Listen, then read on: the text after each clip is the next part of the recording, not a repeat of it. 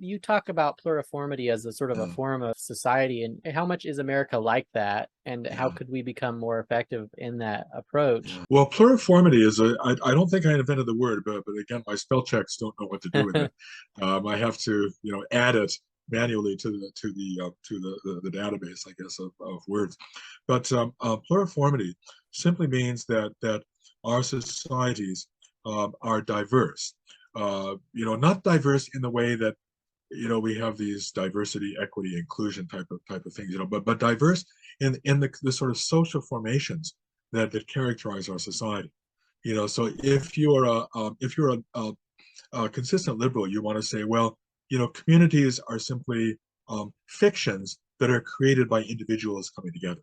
Yeah, So there's really no essential difference between a classroom and a family because they're both made up of individuals. yeah, Whereas from in this very broad intuitive way, we can sense the distinction, the differences between a family and a classroom, for yeah. example, or between a church and a state, between a chess club Mm, and a marriage. We don't, on this very intuitive level, we recognize that there's a whole diversity of social formations around us, some of which have this very significant institutional character, others of which literally are voluntary associations. yeah. But liberalism tries to reduce everything, even institutions, to mere voluntary associations. Mm, And that goes, yeah. it not only, it goes against reality, it goes against our experience of reality because we see all this diversity around us. When I'm looking at my office and I look at the things that are on the wall and the books, I'm not just seeing atoms that happen to be Yeah. coagulated into particular forms. I'm seeing the forms themselves. I'm seeing a book in front of me right now. This is the InterVarsity Press's version of the 1662 Book of Common Prayer. I've been Uh, looking at that quite a lot, with the Queen's oh, um, okay, yeah. uh, memorial services and all of that. But I'm not just seeing atoms that happen to be formed into molecules that are forming into objects. I'm seeing the things themselves. Yeah. And there's this, and that's what society is like. We're not just seeing individuals who happen to be coming together from their own free wills, to form whatever it is in association, but we're seeing real communities. Yeah, and so to your point about the fragmentation then, and the fact that we've sort of exploded and we're all over the place.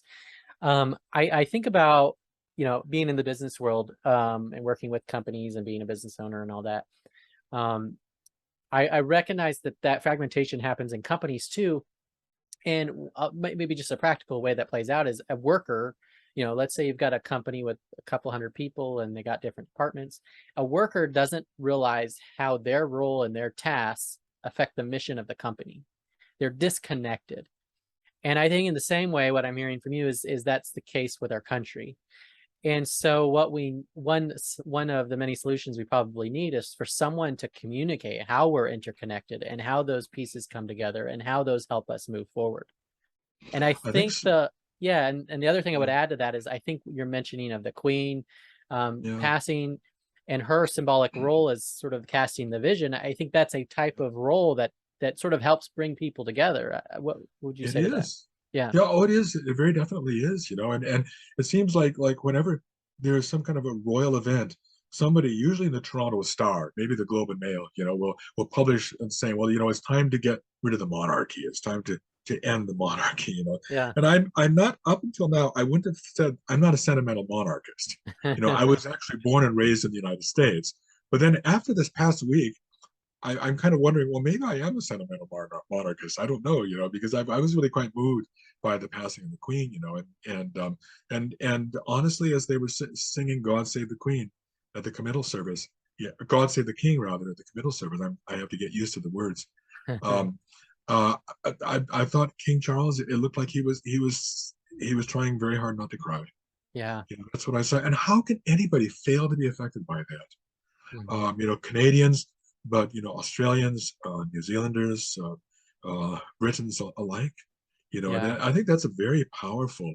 Um, I think when an American president dies, you won't see the same kind of emotion on the part of Americans. I just don't Yeah. think you'll see it.